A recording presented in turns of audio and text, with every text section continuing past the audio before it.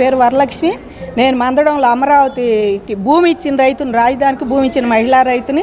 ఇవాళ పదే పదే అమరావతి మునిగిపోతుందని అబద్ధ ప్రచారం. అమరావతి మునిగిపోతుంది కాదు, వర్షాకాలం వస్తే మునిగిద్ది, ఎండాకాలం వస్తేనేమో వీళ్ళు కమ్మ రాజధాని, వర్షాకాలం వస్తేనే మునిగిపోద్ది, చలికాలం వస్తేనే పథకాలు ఇలేదేంది, దుప్పట్ల పథకాలు, మంచాల పథకాలు, దిండ్లు పథకాలు అని చెబుతారు. ఇలాంటి అబద్ధ ప్రచారం చేస్తా వైసీపీ వాళ్ళు పబ్బం గడుపుకున్నారండి గత 5 ఏళ్లలో.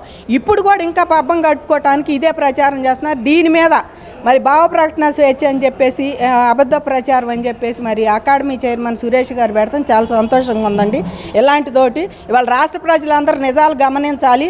ఇవాళ కొన్ని మీడియాలు అయితే ఖచ్చితంగా అసలు అమరావతి మీద ఈ డెసిషన్ ఇదే ఫైనల్ అన్నట్టు చేస్తున్నాయి. వాళ్ళకైతే మరీ చదువుతున్నామండి. రాజధాని రాష్ట్రానికి గుండెకాయ లాంటిది. అలాంటి గుండెకాయని మీరు ఒత్తి దాన్ని చంపాలి అని చెప్పి మీ మీద అటెంప్ట్ మర్డర్ కేసు కన్నా ఘోరమైంది. మీరు నాయకుడు తీసుకొచ్చాడు జగన్మోహన్ రెడ్డి, రాజద్రోహం కేసు అని ఒకటి కాలం నాడు, బ్రిటిష్ కాలం నాడు ఇది పైకి తీశాడు కదా, రాజుగారిని తిట్టాడు. ఇంకేముంది పాప, నేను ఒక రాజును అనుకున్నాడు, ఆ తిట్టిన ఆయన కూడా RRR గారు ఆయన మీద పెట్టాడు అప్పట్లో. అట్లాంటి కేసు వీళ్ళందరి మీద పెట్టాలి, రాజధాని మీద పెట్టినందుకు.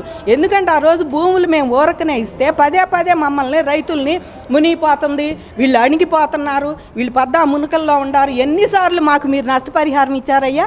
అమరావతిలో ఇప్పుడు తీసుకున్న 34,000 ఎకరాల్లో ఎన్నిసార్లు మీరు మునిగిపోతే మా నష్టపరిహారం ఇచ్చారు?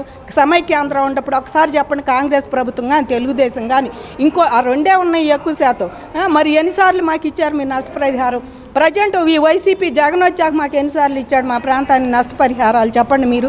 కాబట్టి సిగ్గు సేరాలు ఉండాలి ఇట్లాంటివి మాట్లాడటానికి.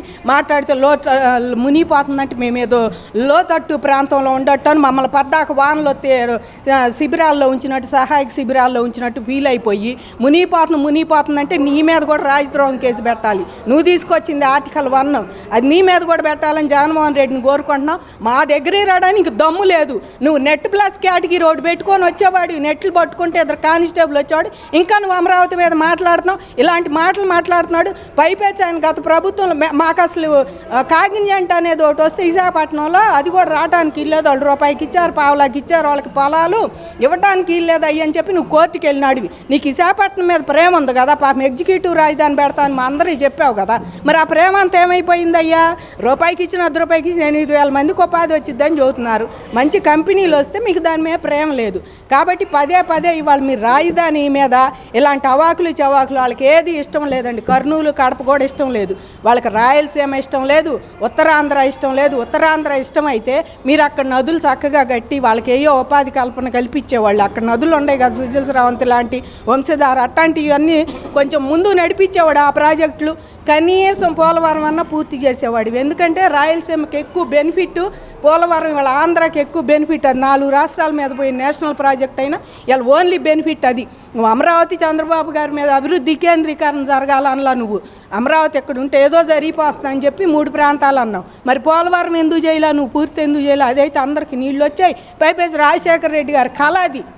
మరి ఆ రకంగా మా నాన్నగారి కళని పూర్తి చేయాలి కదా. అది లేదు, ఇది లేదు, సిగ్గు శరం లేకుండా ఏమీ లేదు. నా ముఖ్యమంత్రి సీటు ఉన్న నన్ను టచ్ చేయడానికి ఎవరు కూడా భయపడతారు.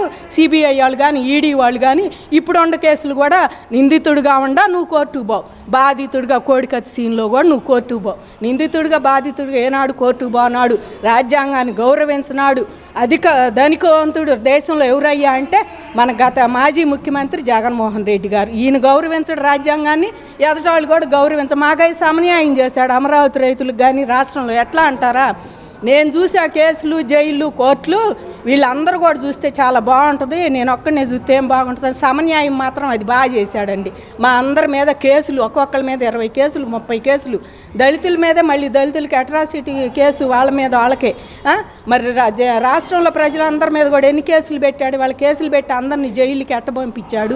ప్రతి ఒక్కళ్ళ మీద కేసులు పెట్టి సామాజిక న్యాయం అది బాగా చేశాడు జగన్మోహన్ రెడ్డి. నేను ఒక్కడిని అయితే అట్లే వీళ్ళు కూడా చూస్తారు పాపం కోర్టులు, జడ్జీలు. నేను చూసాం, మేము కూడా వెళ్ళి కోర్టు ఎట్టుంటుందో చూడాల, పంచాయతీ ఆఫీస్ ఎట్టుంటుందో తెలియని మహిళలకు, అమరావతి మహిళలకు పార్లమెంట్ దా నడిపించిన ఘనత జగన్మోహన్ రెడ్డిది.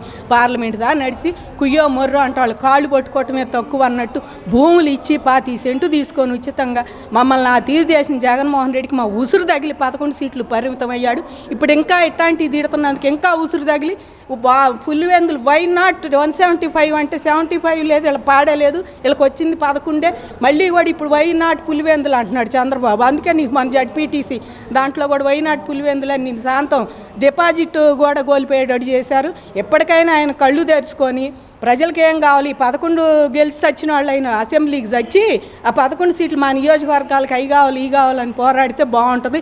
ఇంట్లో చచ్చో సాటును కూర్చొనో దొంగ సంతకాలు పెట్టి అసెంబ్లీకి వచ్చిపోతే మీ ప్రయోజనం. ఈసారి మీరు సింగిల్ డిజిట్కి పరిమితం అవుతారని జగన్మోహన్ రెడ్డి అండుకోకి చెబుతున్నాం. ఇంకా ఇప్పుడు వీళ్ళు కొత్త తెర మీద చీరలు 1,50,000 అంటే మరి ఇలా చూపించిందేమో ఆ చీరలన్నీ. ఎక్కడ బొమ్మన కరుణారెడ్డి, ఎక్కడ ఐఏఎస్ కలెక్టర్, ఆవిడ నేను చూపించిందేమో నిన్న ప్రెస్ మీట్ పెట్టి పని కట్టుకొని ఆమె చీర 1,50,000, ఆమె జాకెట్ ₹5 ఇట్లాంటివన్నీ చెబుతా కూర్చున్నాడు. కాబట్టి వీళ్ళు ఆమె తీసుకొచ్చిందే వీళ్ళు. ఆమె 1,50,000 చీర కట్టిందో 2 లక్షలు, ఆ బాధ్యత కూడా మీదే. ఎందుకంటే ఐఏఎస్లని ఐపీఎస్లని అందరినీ కోర్టులకి ఎక్కించి జైల్లో పెట్టిన పాపం మీదే. ఇప్పటికైనా లిక్కర్ స్కామ్ ఇవన్నీ జరుగుతున్నాయి కాబట్టి వీటిని డైవర్ట్ చేయడానికి వీళ్ళకి కావాల్సింది అమరావతి నీళ్లు పోతున్నాయి, నీళ్ళు వస్తున్నాయి, మునిగిపోతుందని. మాకు మునిగిపోదు. ఇప్పుడే మా సోదరుడు చెప్పాడు, మాకు ఎత్తిపోతలు పెట్టాడు. ఎక్కువ వాటర్ వచ్చినా అడుబాద్ది, తక్కువ వాటర్ అయినా కృష్ణానది నుంచి మాకు నీళ్ళు వస్తాయి. అది చూసే బాబు గారి వాళ్ళ వాటర్ ఫెసిలిటీ ఏ రాజధానికైనా వాళ్ళు ఆయన చూస్తున్నాడు. చాలా రాజధానిలో ఐటీలో ఎంతమంది ఉండా రాజధానిలో వాటర్ ఫెయిల్యూర్ వాళ్ళకి డ్రైనేజ్ ఫెయిల్యూర్ 2 కనపడుతున్నాయి మనకి. వాళ్ళ అలాంటిది ఉండకూడదని చెప్పి ఆయన ఇక్కడ కోరుకొని వచ్చి సమదూరంలో ఉన్న జిల్లాలన్నిటికని పెడితే మీరు ఇవాళ ఇలాంటి అబద్ధ ప్రచారాలు చేసి మామే భావ ప్రకటన స్వేచ్ఛ అంట. మా చంద్రబాబు గారు మేము ప్రతిపక్షంలో ఉన్నప్పుడు చెప్పులేస్తే ఒకప్పుడు గౌతమ్ సవాంగ్ గారు అన్నారు అది భావ ప్రకటన స్వేచ్ఛ అని చెప్పేసి. మరి ఇవాళ మీరు అట్లాంటిది వదిలేయాలి కదా మమ్మల్ని. మేము కూడా భావ ప్రకటన స్వేచ్ఛ చేస్తాం కదా, అది వదిలేయరు కదా. అసలు మీ మీద ఇంత రాయేసినందుకు ఇటు ఇంత కట్లు కట్టుకొని తిరిగారు, ఆడొకడు నువ్వు ఒకటివి. ఇట్లాంటి వీళ్ళు భావ ప్రకటన స్వేచ్ఛ అని గౌతమ్ సవాంగ్ గారు చేత చెప్పించారు.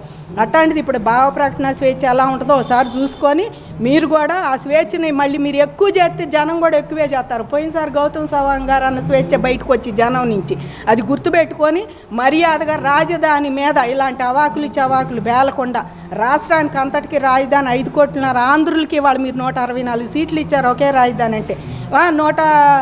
మరి 3 రాజధానులు అన్నాడే 11 సీట్లు ఇచ్చారు. అందుకని అందరూ అభిమానించే అమరావతి రాజధానిని మీరు ఇంకా అవాకులు చవాకులు బేలకుండా ఇప్పటికైనా రాజధానితో అధికార ప్రభుత్వంతో కలిసి వస్తే మీకు బాగుంటుంది. ప్రజలకి ఏదైనా మేలు చేయాలంటే అవేగా మాట్లాడండి, మేము సంతోషిస్తాం. మేము కూడా స్వాగతం పలికి ఈసారన్నా నీకు ప్రతిపక్ష హోదాలో కూర్చోబెడతాం. అది కాదని ఇట్లా చేస్తే ఈసారి నీ సింగిల్ డిజిట్ కాదు వైనాడు పులివెందులు అనాల్సి వచ్చింది. పులివెందులు ఎమ్మెల్యే గారు గమనించుకొని నోరు మూసుకొని ఎక్కడ ఉంటాడు, బెంగళూరులో చస్తాడో ఇంకోసారి చస్తాడో చస్తే బాగుంటుంది. మా జోలికైతే రావద్దని వీళ్ళందరూ దండాలు పెడుతున్నాం అండి.